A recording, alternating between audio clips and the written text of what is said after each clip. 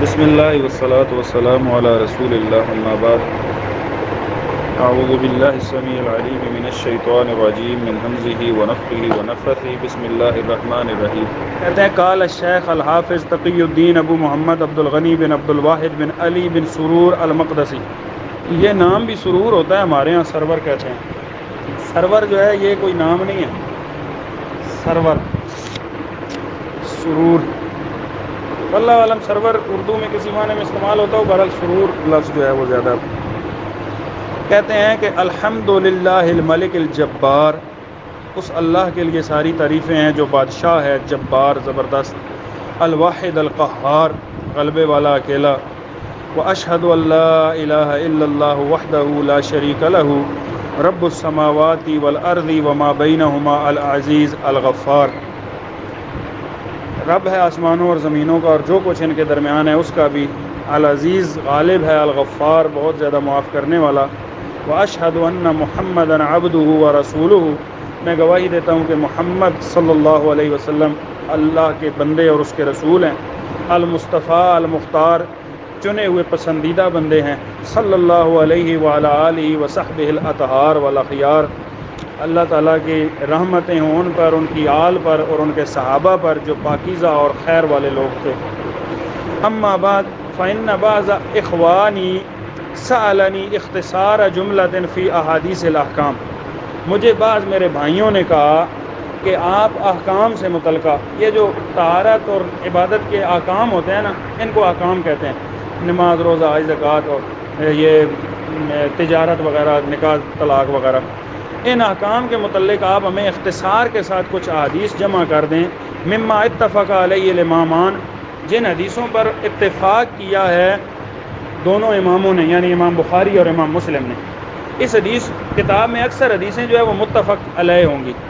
یعنی جس پر امام بخاری اور امام مسلم یعنی دونوں حدیث کتابوں میں آئی ہیں۔ کہیں پر کوئی بعض جگہ پر صحیح بخاری کی بھی حدیث ہو سکتی ہے جو صحیح مسلم میں نہ ہو، اور ہو سکتا ہے ایک صحیح مسلم کی حدیث ہو جو صحیح بخاری میں نہ ہو، لیکن اکثر متفق علیہ حدیثیں۔ یہ آپ اکثر کتابوں میں پڑھتے ہیں نا، حدیث لکھی ہوتی ہے، آگے لکھا ہوتا ہے متفقون علیہ، اس کا مطلب یہ ہوتا ہے کہ یہ صحیح بخاری اور صحیح مسلم دونوں میں یہ حدیث موجود ہے، تو اس کو کہتے ہیں متفقون علیہ۔ کون کون سے امام ہیں جی؟ ابو عبداللہ محمد ابن اسماعیل ابن ابراہیم البخاری و مسلم ابن الحجاج ابن مسلم القشیری النیسابوری، یہ دونوں امام بخاری اور امام مسلم۔ فَأَجَبْتُهُ إِلَى سُؤَالِهِ رِجَالَ مَنْفَعَتِ بِهِ، تو جس بھائی نے مجھے یہ کہا نا کہ آپ ایسی کوئی کتاب ہمیں کوئی مختصر رسالہ لکھ دیں، تو میں نے اس کے جواب میں یہ اللہ سے نفع کی امید رکھتے ہوئے جو ہے وہ میں نے یہ رسالہ لکھا۔ وَأَسْأَلُ اللَّهَ أَن يَنْفَعَنَا بِهِ، میں اللہ سے یہ سوال بھی کرتا ہوں کہ اللہ تعالیٰ ہمیں اس سے نفع عطا کرے۔ وَمَنْ كَتَبَهُ أَوْ سَمِعَهُ، جس نے اس حدیث کی کتاب کو لکھا یا جس نے اس کو سنا، او قرأ، یا جو اس کو پڑھنے والا ہے، او حافظ، یا جو اس کو حفظ کرنے والا ہے، او نظر فی، یا جو اس کا مطالعہ کرنے والا ہے، اللہ تعالیٰ سب کو اس میں سے نفع عطا کرے، اللہم آمین،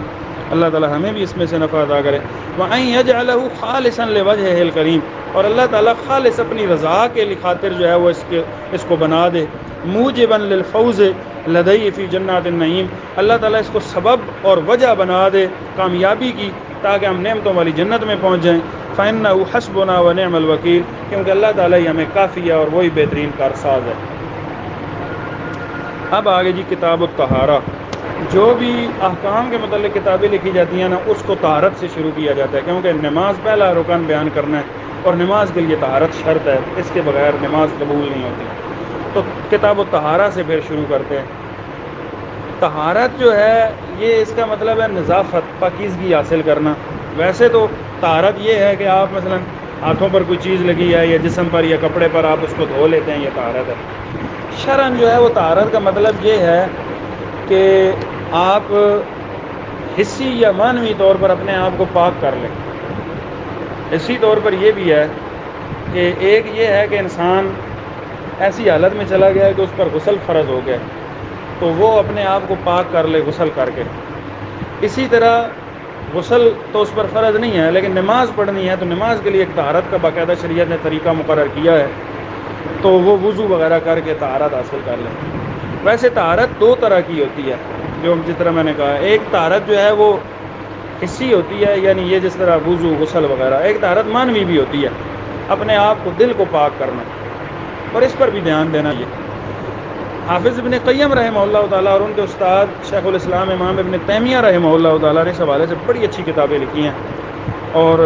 ان کا کلام بہترین پڑھنے والا ہوتا ہے دلوں کی طہارت کے اعتبار سے اور مانوی طہارت کے اعتبار سے۔ اللہ تعالیٰ نے قرآن میں فرمایا نا، خذ من اموالہم صدقہ تطہرہم وتزکیہم بہا، کہ آپ ان کے مالوں میں سے زکوٰۃ وصول کیجئے جس کی وجہ سے ان کو آپ پاک کریں اور ان کا تزکیہ کریں، یعنی زکوٰۃ دینے سے انسان کو مانوی طہارت حاصل ہوتی ہے، دل کی پاکیزگی حاصل ہوتی ہے۔ تو بہرحال یہ دونوں طرح کی طہارت جو ہے، یہاں پر جو طہارت مراد ہے وہ حصی طہارت مراد ہے، یعنی یہ وضو غسل یہ مسائل اس کے اندر بیان ہوں گے۔ پہلی جو حدیث لائے ہیں امام عبد الغنی المقدسی رحمہ اللہ تعالی، وہ حدیث یہ صحیح بخاری کی پہلی حدیث ہے، صحیح بخاری کی پہلی حدیث یہ بڑی عظیم الشان حدیث ہے۔ امام اسحاق بن راویہ رحمہ اللہ تعالیٰ فرمایا کرتے تھے کہ یہ ایسی حدیث ہے کہ دنیا کے اندر بندہ کوئی بھی کتاب لکھے نا، یہ حدیث پہلے لکھنی چاہیے۔ کہتے ہیں یہ شریعت کی 70 احکام کے بیان میں یہ یاد ہے، اور بعض علماء کہتے ہیں انہوں نے حدیث کے جو ہے وہ کہا ہے کہ کچھ حدیثیں جو ہے وہ پورے دین اسلام کی بنیاد ہیں، جن میں سے یہ حدیث بھی ہے۔ امام ابو داؤد رحمہ اللہ تعالیٰ کی طرف ایک قول منسوب ہے، ویسے وہ قول ان سے صحیح سند سے ثابت نہیں ہے، اس طرح مشہور بہت ہے کہ وہ فرمایا کرتے تھے کہ میں نے کئی ہزاروں حدیث میں سے سنن ابی داؤد جمع کی، اس میں تقریباً 4,500 حدیثیں لکھی ہیں نا انہوں نے۔ کہتے ہیں اور 5,500 جو حدیثیں ہیں نا، ان حدیثوں کا خلاصہ اور نچوڑ میں نے 4 حدیثوں میں دیکھا ہے، ان 4 میں جو ہے وہ ایک یہ حدیث بھی ہے۔ بہرحال ان سے تو یہ قول ثابت نہیں ہے، لیکن امام احمد بن حنبل رحمہ اللہ وغیرہ سے یہ ثابت ہے۔ وہ کہتے تھے کہ اگر دین اسلام کی بنیاد 3 حدیثوں کو بنائی جائے تو وہ بنیاد بن سکتی ہے، جن میں سے ایک یہ حدیث ہے انما الاعمال بالنیات والی۔ اس حدیث کو بیان کرنے والے سیدنا عمر بن خطاب رضی اللہ تعالیٰ عنہ، جو دوسرے خلیفہ ہیں اور امیر المومنین ہیں، سیدنا عمر بن خطاب رضی اللہ تعالیٰ عنہ اپنی کنیت ابو حفص رکھتے تھے نا، ابو حفص اپنے آپ کو کہتے تھے، حفصہ بیٹی کی طرف نسبت کرتے تھے، ابو حفص عمر بن خطاب۔ وہ بیان کرتے ہیں قال سمعت رسول اللہ صلی اللہ علیہ وسلم یقول، کہتے ہیں میں نے رسول اللہ صلی اللہ علیہ وسلم کو یہ فرماتے ہوئے سنا، آپ نے فرمایا انما الاعمال بالنیت او بالنیات، اعمال کا دار و مدار نیت پر ہے، یعنی آپ نے کوئی بھی شریعت کا عمل کرنا ہے نا، نیت بنیاد ہے، آپ نے نیت اس کی کرنی ہے اور آپ کی نیت خالص ہونی چاہیے۔ وَإِنَّمَا لِكُلِّ امْرِئٍ مَّا نَوَىٰ، ہر شخص کو اس کی نیت کے مطابق اجر ملے گا، ہر شخص کو، جو بندہ جو عمل کرتا ہے جیسی اس کی نیت ہوگی ویسا اس کو اجر ملے گا۔ مثلا ایک بندہ مسجد میں آ گیا نماز پڑھنے کے لیے، نیت اس کی یہ ہے کہ میرا اللہ مجھ سے راضی ہو جائے، اس کا اللہ اس سے راضی ہو جائے۔ ایک شخص آ گیا مسجد میں نماز پڑھنے کے لیے کہ یار لوگوں کو پتہ چلے کہ یہ بھی نمازی ہے، اس کی نیت کے اندر فطور آ گیا ہے، تو اس کو اجر پھر نہیں ملنا، اس کو پھر اس کی نیت کے مطابق معاملہ ہوگا۔ یہاں پر ایک بات اور سمجھنے کی ہے، جو ایک مختلف فی مسئلہ ہے بین بعض فرقوں کے درمیان۔ بعض لوگ یہ کہتے ہیں کہ دیکھیں اعمال کا دار و مدار نیت پر ہے، لہٰذا نیت کرنی چاہیے، اور نماز کی اور بعض اعمال کی انہوں نے زبانی نیت بنائی ہوئی ہے۔ نماز کی باقاعدہ نیت مشہور ہے، اردو میں، پنجابی میں، پشتو میں، عربی میں کی جاتی ہے۔ امام ابن قیم رحمہ اللہ تعالی زاد المعاد کے اندر لکھتے ہیں، فرماتے ہیں کہ اگر آپ پورا ذخیرہ اسلام احادیث قرآن کی تفسیریں پڑھنا شروع کر دیں، ایک بندے کو عمر نوح مل جائے، نوح علیہ الصلوۃ والسلام جتنی عمر، اور وہ مطالعہ کرتا رہے اور ڈھونڈتا رہے کہ کوئی مجھے ایسی دلیل مل جائے جس سے یہ ثابت ہوتا ہو کہ نماز وغیرہ کے لیے نیت جو ہے وہ زبان سے کرنی چاہیے، اس کو نہیں ملے گا۔ زبان سے نیت کرنا ثابت نہیں ہے، نہ نبی صلی اللہ علیہ وسلم سے ثابت ہے، نہ صحابہ کرام سے ثابت ہے، نہ تابعین کرام سے ثابت ہے، نہ ائمہ محدثین خیر القرون کے جتنے بھی ائمہ محدثین ہیں ان سے ثابت ہے۔ کہ بہت بعد میں ایک لوگوں کے دلوں کے اندر یہ اس طرح کی بات آ گئی کہ دیکھیں جی نیت تو دل کے ارادے کا ہی نام ہے، نیت دل کے ارادے کا نام ہوتا ہے، لیکن دیکھیں اگر زبان سے کہہ دیں تو یہ ایک مستحب عمل ہو جاتا ہے، تو یعنی آپ نے زبان سے کہہ دیا آپ کو ایک اطمینان مل جاتا ہے، حالانکہ یہ ایک ایسی بات ہے، اگر یہ اطمینان ضروری ہوتا تو یقیناً سب سے پہلے حقدار رسول اللہ صلی اللہ علیہ وسلم تھے اور صحابہ کرام تھے، لیکن ایسا کوئی اطمینان ان کو نہ ضروری تھا اور نہ پیش آیا، نہ رسول اللہ صلی اللہ علیہ وسلم نے سکھایا۔ تو نیت خاص دل کے ارادے کا نام ہے۔ آپ نماز کی طرف آتے ہیں، آپ دل کے اندر ارادہ کرتے ہیں، پھر وضو کرتے ہیں، پھر مصلی پر کھڑے ہو جاتے ہیں، آپ کے دل کے اندر ارادہ ہوتا ہے کہ میں نے یہ 4 رکعتیں 3 رکعتیں 2 رکعتیں پڑھنی ہیں، تو یہ فرض ہیں، نوافل ہیں، زبان سے کرنا ثابت نہیں ہے۔ اکثر علماء نے لکھا ہے کہ یہ بدعت کے زمرے میں آ جاتا ہے زبان کے ساتھ نیت کرنا۔ بہرحال فمن کانت ہجرتہ الی اللہ ورسولہ فہجرتہ الی اللہ ورسولہ، ہجرت ایک بہت بڑا عمل ہے نا، دار الکفر سے دار الاسلام کی طرف چلے جانا، اس کو ہجرت کہتے ہیں، دار الکفر کو چھوڑ دینا۔ تو ہجرت کرنے سے نبی صلی اللہ علیہ وسلم نے فرمایا کہ ہجرت کرنے سے ہجرت کے پہلے جو گناہ ہوتے ہیں وہ سارے معاف ہو جاتے ہیں۔ الہجرت تہدم ما کان قبلہا، ہجرت ایک بندے نے کی، اس سے پہلے وہ بہت بڑا شرابی کبابی تھا، زانی تھا، اس نے ویسے ہی مسلمان ہوتا ہے نا بندہ اپنے گناہوں سے معافی تو مانگ لیتا ہے، ہجرت کی، اللہ تعالیٰ نے پچھلے اس کے گناہ معاف کر دیے، ہجرت سے پچھلے سارے گناہ معاف کر دیے۔ لیکن فرمایا کہ ہجرت بھی اسی کی مقبول ہے جو اللہ اور اس کے رسول کے لیے ہجرت کرتا ہے۔ جس نے اللہ اور اس کے رسول کے لیے ہجرت کی تو اس نے ان کے لیے ہجرت کی۔ ومن کانت ہجرتہ لدنیا یصیبھا، جس بندے نے ہجرت اس لیے کی کہ مجھے دنیا کا مال مل جائے، مسلمان مثلا آج کل فلاں علاقے کے مسلمان بڑا مال غنیمت سمیٹ رہے ہیں، فتح کر لیں علاقے، تو میں بھی ان میں چلا جاؤں، فرمایا کہ اس کی ہجرت کا اسے اجر نہیں ملے گا۔ او امرأۃ ینکحھا او یتزوجھا فہجرۃ الی ما ہاجر الیہ، یا اس نے ہجرت اس لیے کی کہ مجھے فلاں عورت سے میں شادی کر لوں گا، کسی عورت سے، تو اس کی ہجرت پھر اسی طرف ہے جو اس نے نیت کی ہے، اسے نیت کے مطابق یہ اجر ملے گا۔ بندہ کہے کہ میں مال کے لیے یا شادی کے لیے ہجرت کروں اور مجھے ثواب جو ہے وہ شرعی ہجرت والا مل جائے، تو ایسا نہیں ہو سکتا۔ دوسری حدیث کو بیان کرنے والے سیدنا ابو ہریرہ رضی اللہ تعالی عنہ ہیں۔ سیدنا ابو ہریرہ رضی اللہ تعالی عنہ بیان فرماتے ہیں، قال رسول اللہ صلی اللہ علیہ وسلم، کہ رسول اللہ صلی اللہ علیہ وسلم نے ارشاد فرمایا، سیدنا ابو ہریرہ رضی اللہ تعالیٰ عنہ کی یہ ابو ہریرہ کنیت ہے، ہرن یا ہراتن بلی کو کہتے ہیں عربی میں، اور ان کے بارے میں آتا ہے مختلف روایات باتیں آتی ہیں، جن میں سے ایک یہ ہے کہ ایک دفعہ یہ اپنے قبیلے میں بکریاں چرا کر واپس آ رہے تھے، تو ایک بلی ان کے کندھے پر بیٹھی ہوئی تھی، تو اس بنا پر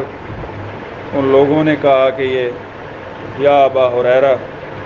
ویسے تو اب ان باپ کو کہتے ہیں، لیکن کسی چیز کے ساتھ محبت ہو یا کوئی نسبت قائم ہو جائے تو اس کے ساتھ بھی ابو کی کنیت لگ جاتا۔ سیدنا علی رضی اللہ تعالی عنہ ایک دفعہ سیدہ فاطمہ رضی اللہ تعالی عنہ سے کچھ رنجش سی بن گئی، تو وہ مسجد میں جا کے سو گئے۔ اللہ کے نبی صلی اللہ علیہ وسلم گھر تشریف لائے تو آپ نے پوچھا کہ فاطمہ علی کہاں ہیں؟ انہوں نے کہا جی کچھ آپس میں شکر رنجی سی ہو گئی ہے، تو وہ مجھ سے ناراض ہو کے چلے گئے ہیں۔ آپ صلی اللہ علیہ وسلم آئے تو مسجد میں آئے، دیکھا سیدنا علی رضی اللہ تعالیٰ لیٹے ہوئے ہیں، تو چونکہ وہ لیٹے ہوئے تھے، مسجدیں کچی ہوتی تھیں تو مٹی کے اوپر ان کا چہرہ جو ہے وہ تھا، تو آپ نے کہا قم یا ابا تراب، اے مٹی والے کھڑے ہو جاؤ، مٹی کی طرف نسبت کرنے کے لیے۔ تو ابو تراب کنیت سیدنا علی رضی اللہ تعالیٰ عنہ کی ہو گئی، بلکہ وہ کہتے تھے کہ مجھے یہ کنیت اب سب سے زیادہ پسند ہے کہ رسول اللہ صلی اللہ علیہ وسلم نے رکھی ہے۔ اسی طرح یہ ابو ہریرہ کی کنیت بلی کی طرف نسبت ہے۔ بعض میں آتا ہے کہ ان کو بلیوں کے ساتھ ایک لگاؤ تھا، بعض لوگ بلیاں پالتے بھی ہیں، گھر میں لگاؤ ہوتا ہے، اور وہ لگاؤ کی کیفیت ایسی ہوتی ہے کہ وہ بلی آپ مجلس میں بیٹھے ہوئے ہیں، وہ آپ کی گود میں آ کے بیٹھ جائے گی، تو اس بنا پر انہیں جو ہے وہ ابو ہریرہ کہا جاتا ہے۔ ان کا نام تھا عبد الرحمن بن صخر رضی اللہ تعالی عنہ، عبد الرحمن بن صخر۔ غزوہ خیبر کے موقع پر انہوں نے اسلام قبول کیا تھا اور اس غزوے میں شریک بھی ہوئے تھے۔ اس کے بعد چند سالہ رفاقت تھی رسول اللہ صلی اللہ علیہ وسلم کے ساتھ ان کی، 5000 سے زیادہ حدیث جو ہے انہوں نے روایات کی ہیں نبی صلی اللہ علیہ وسلم سے، اور اس کی وجہ یہ ہے کہ یہ کثرت ملازمت تھی نبی صلی اللہ علیہ وسلم کے ساتھ، آنا جانا، روزانہ یہ خود فرماتے ہیں کہ صبح سویرے جب میں بیدار ہوتا گھر کے دروازے سے باہر نکلتا تو دو رستے سامنے ہوتے تھے، ایک بازار کو جانے والا اور ایک رسول اللہ صلی اللہ علیہ وسلم کی طرف مسجد کی طرف جانے والا۔ تو میں ان دونوں راستوں کو دیکھتا سوچتا، گھر کے اندر خرچ کے لیے سے بھی نہیں ہوتے، ضرورت ہوتی تھی کہ بازار کو چلا جاؤں، کو مزدوری کر لوں، لیکن پھر میرے اس سوچ کے اوپر یہ سوچ غالب آ جاتی کہ ابو ہریرہ چلو یہ معاملات دنیا کے یہ حل ہو ہی جائیں گے، جاتے ہیں رسول اللہ صلی اللہ علیہ وسلم کے پاس، آج کوئی نیا دین اسلام کا حکم نازل ہوگا، کوئی آیت قرآن کی نازل ہوگی تو میں اس کو یاد کر لوں گا، آپ کی حدیث یاد کر لوں گا۔ حافظے کا مسئلہ کچھ تھوڑا بہت ان کو محسوس ہوتا تھا،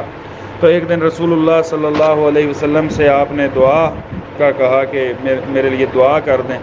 مجھے چیزیں یاد رہ جائیں، تو آپ نے ایک چادر بچھائی اور دعا کی ان کے لیے، اور پھر کہا کہ ابو ہریرہ یہ چادر سمیٹ لو۔ کہتے ہیں کہ وہ چادر پھر میں نے سمیٹ لی، اس کے بعد کہتے ہیں کہ کوئی بات نبی صلی اللہ علیہ وسلم کی مجھے بھولی نہیں۔ آپ صلی اللہ علیہ وسلم سے انہوں نے مزید بھی اکثر دعاؤں کا، والدہ کے لیے دعا کا کہا، وہ اسلام قبول نہیں کیا ہوا تھا انہوں نے۔ اللہ کے نبی صلی اللہ علیہ وسلم نے دعا کی، یہ گھر سے نا پانی گرنے کی آواز آ رہی تھی نہانے کی، دروازہ کھٹکھٹایا تو والدہ نے کہا کہ ابو ہریرہ تھوڑی دیر ٹھہرو، پھر وہ غسل کر رہی تھیں، غسل کر کے انہوں نے کہا کہ مجھے رسول اللہ کے پاس لے جاؤ، میں اسلام قبول کرنا چاہتی ہوں۔ تو بعد میں پھر آپ نے یہ دعا بھی کی تھی کہ اللہ ابو ہریرہ اور اس کی ماں کی محبت ہر مومن کے دل میں ڈال دے۔ تو اس لحاظ سے ہر مومن جو ہے وہ سیدنا ابو ہریرہ رضی اللہ تعالیٰ عنہ سے محبت کرتا ہے۔ وہ بیان کرتے ہیں کہ رسول اللہ صلی اللہ علیہ وسلم نے ارشاد فرمایا، لا يقبل اللہ صلاۃ احدکم اذا احدث حتی یتوضا، نہیں اللہ تعالیٰ قبول فرماتا تم میں سے کسی ایک کی بھی نماز کو اذا احدث، جب وہ بے وضو ہو جائے، حتی یتوضا، یہاں تک کہ وہ وضو کر لے۔ یعنی اگر انسان بے وضو ہو تو بے وضو حالت میں نماز مقبول نہیں ہے۔ نماز کے لیے شرط ہے وضو کا ہونا، طہارت کا ہونا، وضو کرنا ضروری ہے۔ اس حدیث سے ہمیں یہی معلوم ہوتا ہے کہ وضو جو ہے یہ نماز کے لیے شرط ہے۔ شرط اور رکن میں فرق ہوتا ہے، دو چیزیں ہیں، ایک رکن ہوتا ہے اور ایک شرط ہوتی ہے۔ رکن کہتے ہیں ایک چیز کے اندر داخل کسی چیز کو، وہ اس کا رکن ہوتا ہے۔ مثلا نماز کے ارکان میں سے آپ کہہ سکتے ہیں کہ یہ رکوع کرنا، سجدہ کرنا، قیام کرنا، تشہد بیٹھنا، یہ نماز کے ارکان ہیں، یہ اس کے داخل میں شامل ہیں، یعنی اس کے وجود کے اندر کا حصہ ہے۔ اور شرط جو ہے وہ اس کے وجود کے اندر کا حصہ تو نہیں ہوتی، لیکن یہ ہوتا ہے کہ شرط کے بغیر اس کے وجود کا اثبات نہیں ہوتا، یعنی وہ چیز ثابت بھی نہیں ہوتی، اس کے لیے، اس کے ثبوت کے لیے ضروری ہے اس شرط کا ہونا۔ تو یہ جو وضو ہے یہ نماز کے لیے شرط ہے، اس کا حصہ تو نہیں ہے، لیکن اس کے بغیر نماز کا اثبات جو ہے وہ ممکن نہیں ہے۔ نماز تبھی قبول ہوگی جب وضو ہوگا۔ اسی لیے ایک انسان نے بھول کر اگر بے وضو حالت میں نماز پڑھ لی ہے تو اسے جیسی یاد آئے گا تو وہ وضو کر کے دوبارہ نماز کو لوٹائے گا، کیونکہ اس وضو کے بغیر نماز نہیں ہے۔ اسی طرح یہ وضو ہے طہارت کے بغیر، مثلا جنبی حالت میں ایک انسان صبح کو بیدار ہوا، اسے پتہ ہی نہیں تھا، تو پھر بھی جو ہے وہ اگر بھول کر نماز پڑھ لیتا ہے تو دوبارہ اسے جب یاد آئے گا تو وہ غسل کرے گا اور پھر نماز پڑھے گا، یعنی طہارت کے بغیر نہیں ہے۔ اس سے حدیث سے یہ مسئلہ ثابت ہوتا ہے۔ آگے یہ تیسری اور چوتھی اور پھر آگے پانچویں بھی، یہ سیدنا عبداللہ بن عمر بن عاص رضی اللہ تعالیٰ عنہ اور سیدنا ابو ہریرہ، اور 5 نمبر پہ پھر سیدہ عائشہ رضی اللہ تعالیٰ عنہ، یہ تینوں صحابہ سے یہ حدیث روایت ہے، یہ تینوں صحابہ سے حدیث مروی ہے۔ سیدنا عبداللہ بن عمر بن عاص رضی اللہ تعالیٰ عنہ بھی نبی صلی اللہ علیہ وسلم کے بڑے جلیل القدر صحابی تھے۔ عبداللہ رضی اللہ تعالیٰ عنہ اور ان کے والد عمر بن عاص، یہ دونوں صحابی ہیں، ان دونوں کو صحابی ہونے کا شرف حاصل ہے، اور دونوں باپ بیٹے کی عمر میں فرق جو ہے وہ 13 سال کا تھا۔ سیدنا عمر بن عاص رضی اللہ تعالیٰ نے 13 سال کی عمر میں شادی کی اور اللہ تعالیٰ نے انہیں بیٹا دے دیا عبداللہ، تو یہ اپنے والد سے 13 سال چھوٹے تھے۔ سیدنا عبداللہ بن عمر بن عاص رضی اللہ تعالیٰ عنہ بھی نبی صلی اللہ علیہ وسلم کے ساتھ بہت زیادہ رہتے تھے۔ ان کی ایک عادت یہ تھی کہ یہ آپ صلی اللہ علیہ وسلم کی احادیث کو لکھا کرتے تھے، ایک دفعہ کچھ صحابہ نے ان پر اعتراض بھی کیا تھا کہ آپ اللہ کے نبی کی ہر بات کو لکھ لیتے ہو، آپ کبھی خوشی میں ہوتے ہیں کبھی دکھ میں ہوتے ہیں، تو خوشی اور دکھ دو ایسی انتہائیں ہو جاتی ہیں کہ کئی دفعہ خوشی کے موقع پر ایسی بات ہوتی ہے منہ سے نکلتی ہے، یا غم کے موقع پر کہ جو شاید لکھنے کے قابل نہ ہو، یا تم ہر بات ہی لکھ لیتے ہو۔ تو انہوں نے پھر آپ صلی اللہ علیہ وسلم کے سامنے تذکرہ کیا تھا، تو آپ نے فرمایا تھا کہ عبداللہ آپ لکھا کرو، میرے منہ سے حق ہی نکلتا ہے، حق کے سوا کچھ نہیں نکلتا، میں خوشی اور غم میں بھی حق بات ہی بیان کرتا ہوں۔ تو ان کے پاس حدیثیں بہت زیادہ تھیں، لیکن یہ کچھ دیگر معاملات میں ایسے مصروف ہوتے تھے کہ ان سے روایات آگے جو مروی ہیں وہ کم ہیں۔ وہ سیدنا ابو ہریرہ رضی اللہ تعالیٰ عنہ سے زیادہ ہیں۔ سیدنا ابو ہریرہ رضی اللہ تعالیٰ عنہ سے بھی آتا ہے کہ کہتے ہیں کہ مجھے سب سے زیادہ حدیثیں یاد ہیں سوائے عبداللہ بن عمرو بن عاص کے، کیونکہ وہ لکھا کرتے تھے نا تو ان کو زیادہ یاد تھی۔ تو ایک ان کا جو ہے وہ صحیفہ سیدنا عبداللہ بن عمرو بن عاص رضی اللہ تعالیٰ عنہ کے شاگرد نے روایت کی ہے، وہ صحیح مسند احمد میں سارا جو ہے وہ موجود ہے۔ تو بہرحال یہ تھے سیدنا ابو ہریرہ رضی اللہ تعالیٰ عنہ، ہو گئے سیدہ عائشہ رضی اللہ تعالیٰ عنہ، ان تینوں صحابہ سے یہ روایت ہے۔ کہتے ہیں قال رسول اللہ صلی اللہ علیہ وسلم، آپ صلی اللہ علیہ وسلم نے ارشاد فرمایا ویل للاعقاب من النار، کہ ہلاکت ہے ایڑیوں کے لیے آگ میں سے، یعنی جہنم کی آگ، عذاب ہوگا۔ اصل میں یہ مختصر الفاظ ہیں، ایک تفصیلی واقعہ ہے۔ وہ اس طرح ہے کہ ایک دفعہ ایک جنگ کے موقع پر نبی صلی اللہ علیہ وسلم نے صحابہ کو حکم دیا، غالباً یہ غزوہ خندق کا اختتام تھا، تو چونکہ یہودیوں نے کچھ سازشیں کی ہوئی تھیں تو ان کو پکڑنے کے لیے آپ نے اسی وقت صحابہ کو حکم دیا کہ یہاں سے فوراً اس طرف جانا ہے اور عصر کی نماز ادھر جا کے پڑھنی ہے۔ تو صحابہ نے وہاں جا کر جو ہے وہ جلدی وضو کیا، عصر کا ٹائم نکل رہا تھا، تو نمازیں پڑھنا شروع کر دیں، نماز کھڑی کرا لی۔ آپ صلی اللہ علیہ وسلم پیچھے سے آئے تھوڑی دیر میں، صحابہ آگے کھڑے ہوئے تھے وضو کر کے۔ آپ نے دیکھا کہ ان کی یہ جو ایڑیاں ہیں نا، عقاب، عقب ان کی جمع ہے نا، عقب پچھلے حصے کو کہتے ہیں یہ، تو وہ وضو کا پانی ان تک نہیں پہنچا تھا، خشک تھی۔ تو نبی صلی اللہ علیہ وسلم نے پھر یہ جو ہے وہ الفاظ ارشاد فرمائے تھے۔ تو اس سے یہ معلوم ہوتا ہے کہ پاؤں کا مکمل دھونا ضروری ہے وضو کے اندر، اگر کچھ حصہ خشک رہ گیا تو پھر وضو نہیں ہوا، کیونکہ جو عذاب کا، کسی بھی عمل پر عذاب کی جزا بیان کی جاتی ہے تو وہ کبیرہ گناہوں میں سے ہوتا ہے۔ اس سے شیعہ کا بھی رد ہوتا ہے، جو وضو میں پاؤں پر جو ہے وہ مسح کرتے ہیں، پاؤں دھوتے نہیں ہیں۔ تو اگر آپ نے جرابیں وغیرہ نہیں پہنی ہوئی، موزہ نہیں پہنا ہوا،